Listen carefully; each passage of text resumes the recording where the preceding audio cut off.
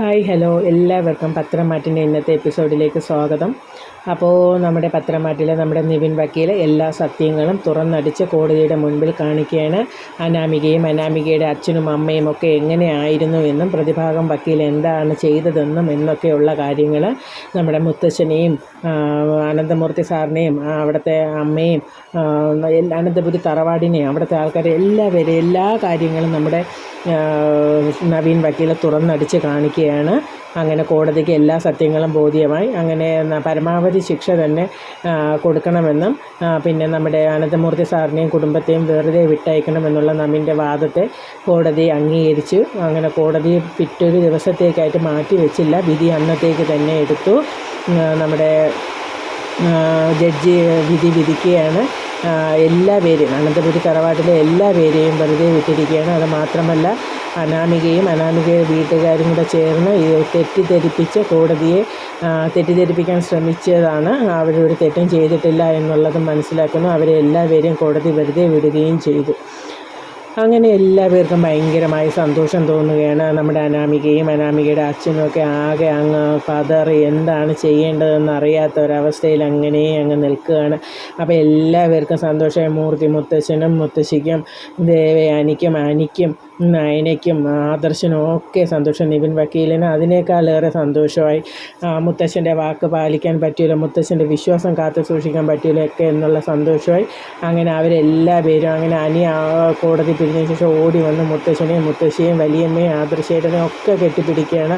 അവൻ്റെ സന്തോഷം അങ്ങനെ കാണിക്കുകയാണ്. കാരണം അത്രത്തോളം സന്തോഷം അവൻ്റെ ഉള്ളിൽ കിടന്ന് വീർപ്പുമുട്ടുകയായിരുന്നു. അങ്ങനെ അവരെല്ലാവരും സന്തോഷത്തോടെ ഇരുന്ന് കോടതിയിൽ നിന്ന് വെളിയിലിറങ്ങി അവരവിടെ നിന്ന് സംസാരിക്കുകയാണ്. അപ്പോഴത്തേക്കാണ് നമ്മുടെ അനാമികയുടെ അച്ഛനും കൂടെ അങ്ങോട്ട് വന്നത്. അപ്പോൾ നമ്മുടെ മുത്തശ്ശൻ വിളിക്കുന്നുണ്ടോ, ഇങ്ങോട്ട് വാടോ എന്ന് പറഞ്ഞ് വിളിച്ചിട്ട് പറയുന്നുണ്ട്, തന്നെക്കുറിച്ചും തൻ്റെ മകളെക്കുറിച്ചുമൊക്കെ കോടതി പറഞ്ഞത് കേട്ടല്ലോ, തൻ്റെ മകളെക്കുറിച്ച് താൻ അറിയാത്ത കാര്യങ്ങൾ പോലും താനിപ്പോൾ അറിഞ്ഞു കാണുമല്ലോ എന്നെല്ലാം പറഞ്ഞ് മുത്തശ്ശൻ അങ്ങോട്ട് കൊടുക്കുകയാണ്. മുത്തശ്ശിയും വിട്ടില്ല, മുത്തശ്ശിയും കണക്കിന് കൊടുത്തിട്ടുണ്ട്. എന്നിട്ട് ആദർശ് പറയുന്നുണ്ട്, എൻ്റെ മുത്തശ്ശിയെ വരെ നിങ്ങൾ ഇതിനകത്ത് കയറ്റിയിട്ട് ആക്കിയത് ഞാൻ വെറുതെ വിടുമെന്ന് വിചാരിക്കണ്ട എന്നൊക്കെ പറഞ്ഞു. ഇനിയെങ്കിലും മര്യാദയ്ക്ക് ജീവിക്കാൻ നോക്കുക എന്നൊക്കെ പറഞ്ഞ് താക്കീതൊക്കെ കൊടുത്ത് അച്ഛനെയും മോളെയും അവിടെ നിന്ന് ആക്കുകയാണ്. അപ്പോൾ നമ്മുടെ അനാമിക പറയണം, വാ അച്ഛൻ നമുക്ക് പോവാം എന്നും പറഞ്ഞ് അവിടെ നിന്ന് അവർ ഇറങ്ങി പോവുകയാണ്. അത് കഴിഞ്ഞ് ആ വാദം ഇതെല്ലാം കഴിഞ്ഞതിന് ശേഷം പിന്നീട് കാണിക്കുന്നത് നമ്മുടെ നിവിൻ വക്കീൽ വരികയാണ്. വരുന്ന സമയത്ത് എല്ലാവരും നിവിനോട് സന്തോഷവും നന്ദിയൊക്കെ അറിയിക്കുകയാണ്. അപ്പോൾ എത്ര രൂപയാണ് ഫീസ് എന്നൊക്കെ ചോദിക്കുമ്പോൾ അതൊക്കെ ഞാൻ അറിയിച്ചോളാം മുത്തശ്ശ എന്നൊക്കെ പറയുന്നുണ്ട്. അപ്പം നരസിംഹത്തിനെ വിളിച്ച് പറയട്ടേയും ചോദിക്കുമ്പോൾ വേണ്ട ഞാൻ ചെന്ന് സർപ്രൈസായിട്ട് പറയാം എന്നൊക്കെ പറയുന്നുണ്ട്. അപ്പം നമ്മുടെ ഗുമസ്തൻ പറഞ്ഞു, എനിക്ക് അപ്പോഴേ അറിയാമായിരുന്നു, ഞാൻ അപ്പോഴേ പറഞ്ഞില്ലേ എല്ലാം ശരിയാവുമെന്ന്. അപ്പോൾ നിവിൻ കളിയാക്കി ചോദിക്കുന്നു, താൻ എപ്പോഴാണ് പറഞ്ഞത് എന്നൊക്കെ പറഞ്ഞ് ചെറിയൊരു ഫണ്ണൊക്കെ അവിടെ നടക്കുന്നുണ്ട്. അത് കഴിഞ്ഞ് അവരെല്ലാം സന്തോഷത്തോടെ നിവിനോട് യാത്ര പറയുന്നു. നിവിനെ ഒരു വലിയ പാർട്ടിക്കായിട്ട് നമ്മുടെ ദേവയാനി വിളിക്കുകയാണ്. അനിയെ പുറത്ത് വെച്ച് പാർട്ടി നടത്തണമെന്നൊക്കെ പറഞ്ഞ് അനിയെ ക്ഷണിക്കുകയാണ്. അങ്ങനെ അതെല്ലാം സ്വീകരിച്ചിട്ട് അനന്തമൂർത്തിയും എല്ലാവരും അവിടെ നിന്ന് പോവുകയാണ്. അങ്ങനെ അവരെല്ലാവരും അവിടെ നിന്ന് പോയതിന് ശേഷം ഇവർ രണ്ടുപേരും പോകാൻ വേണ്ടി ഇറങ്ങുന്ന സമയത്താണ് നമ്മുടെ പ്രതിഭാഗം വക്കീൽ അങ്ങനെ ആടിക്കൊഴിഞ്ഞ് വരികയാണ്. പ്രതിഭാഗം വക്കീലിനെ കണ്ടത് നമ്മുടെ ഗുമസ്തനും നിവിനും കൂടെ ഒന്ന് ചെറുതായിട്ടൊന്ന് കളിയാക്കുന്നുണ്ട്. എന്നിട്ട് പറയുന്നുണ്ട്, സാറേ ആരെയും അങ്ങനെ തീരെ വിലയില്ലാതെ കാണരുത് എന്നൊക്കെ പറഞ്ഞ് ഒരു ചെറിയ ഒരിതൊക്കെ കൊടുത്ത് കുറച്ച് നേരം അവിടെ സംസാരിക്കുന്നത്. എന്നിട്ട് പറയുന്നുണ്ട്, അവസാനം പ്രതിഭാഗം വക്കീൽ പറയുന്നുണ്ട്, പിന്നെ കോടതി ഇവിടെ കൊണ്ടൊന്നും തീരുന്നില്ലല്ലോ, ഇനിയും കേസുകൾ വരുമല്ലോ, അപ്പോൾ കാണാം കേട്ടോ എന്നൊക്കെ പറഞ്ഞു. ഗുമസ്തൻ പിന്നെന്താ ആയിക്കോട്ടെ എന്നൊക്കെ പറഞ്ഞ് തിരിച്ച് മറുപടിയെല്ലാം കൊടുത്തിട്ട് അവരും പോകണം. എന്നിട്ട് ഗുമസ്തനും നിവിനും കൂടെ പറഞ്ഞു, ഇയാൾ ഇത്രയൊക്കെ പഠിച്ചിട്ട് മനസ്സിലാക്കുന്നില്ലല്ലോ എന്ന് പറയുമ്പോൾ നിവിൻ പറയുന്നുണ്ട്, അയാൾ എങ്ങനെ മനസ്സിലാക്കാനാണ്, ഇതൊക്കെ വരുന്നിടത്ത് വെച്ച് കാണാം എന്നും പറഞ്ഞ് അവർ രണ്ടുപേരും അവിടെ നിന്ന് ഇറങ്ങുകയാണ്. അങ്ങനെ അവർ രണ്ടുപേരും പോകുന്നു. പിന്നെ കാണിക്കുന്നത് നമ്മുടെ ജലജയും മകനെയാണ്. ജലജ ഒരു ഗ്ലാസ് പാൽപ്പായസമൊക്കെ ആയിട്ട് മകൻ്റെ മുമ്പിൽ കൊണ്ടുവന്ന്, എന്തായിരുന്നാലും ആനി ജയിലിൽ പോകും, ആരൊക്കെ ജയിലിൽ പോകുമെന്നൊന്നും അറിഞ്ഞുകൂടാ, ആ ഒരു സന്തോഷത്തിൽ വീർപ്പ് മുട്ടിയിരിക്കുകയാണ്. അവരൊക്കെ വന്നു കഴിഞ്ഞതിന് ശേഷം അറിയില്ല, എന്തായാലും ആ സന്തോഷം എനിക്ക് സഹിക്കാൻ വയ്യില്ല, അതുകൊണ്ട് നിനക്കൊരു ഗ്ലാസ് പാൽപ്പായസം ഉണ്ടാക്കിയിട്ട് നീ കഴിക്കുന്നൊക്കെ പറഞ്ഞ് മകന് കൊടുക്കുകയാണ്. മകൻ ഭയങ്കര സന്തോഷത്തിൽ കുടിക്കണം. എന്നിട്ട് പറയുന്നുണ്ട്, ആനി എന്തായാലും ജയിലിൽ പോകണം, കാരണം എന്ന് വെച്ചാൽ അവൻ ഇപ്പം തന്നെ ജ്വല്ലറിയൊക്കെ നോക്കി നല്ല രീതിയിലൊക്കെ ആയി വരികയാണ്. അവൻ ഇനി നിന്നാൽ ചിലപ്പോൾ ആദർശിനേക്കാളും വലിയ അവനാവും, അത് പാടില്ല, അവനെ ഇപ്പോഴേ ഇതാക്കണം. അപ്പോൾ ജലജ പറഞ്ഞു, അവൻ ജയിലിൽ പോയിട്ട് തിരിച്ചു വന്നു, അപ്പോഴേ എല്ലാവരും ജയിൽ പുള്ളിയാണ് എന്നുള്ള ഒരു പരിഗണന അവന് കൊടുക്കുള്ളൂ, എങ്കിലേ അവൻ്റെയൊക്കെ അഹങ്കാരം മാറുള്ളൂ എന്ന് ജലജയും പറയുകയാണ്. അങ്ങനെ അവർ സന്തോഷത്തോടെയൊക്കെ ഇരിക്കണം. എന്നിട്ട് പറയുന്നുണ്ട് ഇനിയും ചിലപ്പം ഹനിക്ക് പ്രമോഷൻ കൊടുക്കാനൊക്കെ സാധ്യതയുണ്ട്, ഞാനാണല്ലോ അവനെ ഒന്നും കൊള്ളാത്തവൻ എന്നൊക്കെ പറഞ്ഞ് നമ്മുടെ അബിയും പറയുന്നുണ്ട്. രണ്ട് തള്ളയ്ക്കും മകനും എങ്ങനെയും അനന്തമൂർത്തി സാറിനെയും കുടുംബത്തെയും തുലച്ച് വാരി എല്ലാ സ്വത്തും സ്വന്തമാക്കിയ സമാധാനം, ആ രീതിയിലാണ് രണ്ടുപേരും കൂടെ ഇരിക്കുന്നത്. അങ്ങനെ അവരുടെ സന്തോഷങ്ങളൊക്കെ പങ്കുവെച്ചുകൊണ്ടൊക്കെ ഇരിക്കുന്നത് കാണിക്കുന്നുണ്ട്. അത് കഴിഞ്ഞ് പിന്നെ കാണിക്കുന്നത് നമ്മുടെ അനാമികയുടെ അമ്മ രേവതിയാണ്. ഇങ്ങനെ കാത്തിരിക്കണം, എന്തായി വിധി, അവരൊക്കെ എപ്പോൾ വരും എന്ന്. ഇടയ്ക്കെടുത്ത് ഫോൺ എടുത്ത് വെച്ച് അങ്ങോട്ടും ഇങ്ങോട്ടുമൊക്കെ വിളിക്കുന്നൊക്കെ ഉണ്ട്. പക്ഷേ ആരും ഫോണൊന്നും എടുക്കുന്നില്ല. അങ്ങനെ ഇരിക്കുന്നു. അങ്ങനെ വിഷമിച്ച് സെറ്റിയിൽ ഇങ്ങനെ ഇരിക്കുന്ന സമയത്താണ് അച്ഛനും മോളും കൂടെ വരുന്നത്.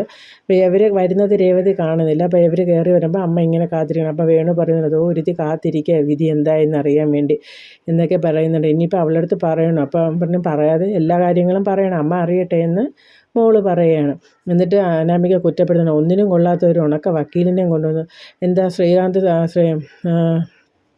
അദ്ദേഹം എന്താ അഴുക്ക വക്കീലാണോ, നല്ല മോശപ്പെട്ട ആളാണോ? നല്ല ആളല്ലേ. പിന്നെ നല്ല ആളായിരുന്നെങ്കിൽ പിന്നെ കള്ള സാക്ഷികളെയൊക്കെ കൊണ്ടുവന്ന് എന്നേ ഈ കേസ് വിജയിപ്പിച്ചിട്ടുണ്ട്. ഇയാൾക്കൊരു പുണ്ണാക്കും അറിയില്ല, എവിടെ നിന്നോ കിട്ടിയൊരു ഉണക്ക വക്കീൽ എന്നും പറഞ്ഞിട്ട് അനാമിക ചാടി തുള്ളി അകത്തോട്ട് കയറണം. അപ്പോഴാണ് രേവതി കാണുന്നത് ഇവർ വരുന്നത്. എന്തായി കേസ് ജയിച്ചു എന്നൊക്കെ ഒന്ന് ചോദിക്കുകയാണ്. പിന്നെ ജയിച്ചു, അവരൊക്കെ ജയിലിൽ പോയി, എല്ലാവരും ജയിലിൽ പോയി. അപ്പോൾ രേവതിക്ക് അങ്ങ് ഭയങ്കര സന്തോഷം, നന്നായി. എന്നിട്ട് എന്താ നിങ്ങളുടെ രണ്ടുപേരുടെ മുഖത്ത് നിന്നൊരു സന്തോഷമില്ലാത്ത എന്നിങ്ങനെ ചോദിക്കുകയാണ്. അപ്പോഴാണ് അനാമിക പറയണം, കേസ് ജയിച്ചു, നമ്മളല്ല അവരാ. അവരൊക്കെ പോയത് അവർ വീട്ടിലേക്കാണ്, അവർക്കാർക്കും ഒന്നും പറ്റിയില്ല. അപ്പോൾ രേവതി ചോദിച്ചു എന്തു പറ്റി? അത് നമ്മളെ വക്കീൽ കൊള്ളൂലാത്തതുകൊണ്ട് തന്നെ ഇങ്ങനെയൊക്കെ പറ്റിയെന്നിങ്ങനെ നമ്മുടെ അനാമിക പറയുകയാണ്. അപ്പോൾ രേവതിക്ക് ഭയങ്കര സങ്കടമാവുകയാണ്. അങ്ങനെ എന്നിട്ട് അനാമിക കുറച്ച് നേരം അവിടെ സംസാരിച്ചിട്ട് അനാമിക കയറി അങ്ങ് പോവാണ്. അപ്പോൾ വേണു പറയുന്നുണ്ട്, രേവതി പറയാണ്, നിങ്ങളെടുത്ത വക്കീൽ കൊള്ളില്ല, അതുകൊണ്ടാണ് ഇങ്ങനെയൊക്കെ വന്നത്. ഇപ്പോൾ നിങ്ങൾക്ക് സമാധാനം ആയല്ലോ എന്നിങ്ങനെ ചോദിക്കണം. അപ്പോൾ വേണു പറയണം, വക്കീലിൻ്റെ കുഴപ്പം കൊണ്ടൊന്നും അല്ല, എല്ലാം പോയി, അത്ര തന്നെ. ഇനി കടക്കാരൊക്കെ അന്വേഷിച്ച് വരുമല്ലോ, നിങ്ങൾ പോലീസ് പിടിച്ചുകൊണ്ടും പോകുമല്ലോ എന്നൊക്കെ ഇങ്ങനെ പറയുമ്പോൾ ആരും ഒന്നും സംസാരിക്കുന്നില്ല. എല്ലാവരും കയറി അങ്ങ് പോവുകയാണ്. പിന്നെ കാണിക്കുന്നത് നമ്മുടെ ജലജയും മകനും കൂടെ മുത്തശ്ശനും മുത്തശ്ശിയൊക്കെ വരവും കാത്തിരിക്കണം, എന്നാലും എല്ലാവരും ജയിലിൽ പോകുമായിരിക്കുമല്ലോ എന്നൊക്കെ പറഞ്ഞിരിക്കുന്നുണ്ട്.